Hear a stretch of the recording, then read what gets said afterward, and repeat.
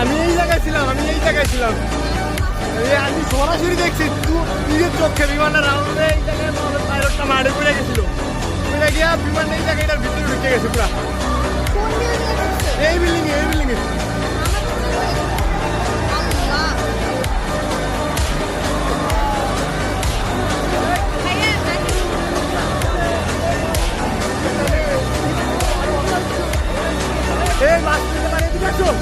আসো চলে আসো, 80 টাকা ঢাকা প্রয়োজনে আসো আসো আসো আসো আসো।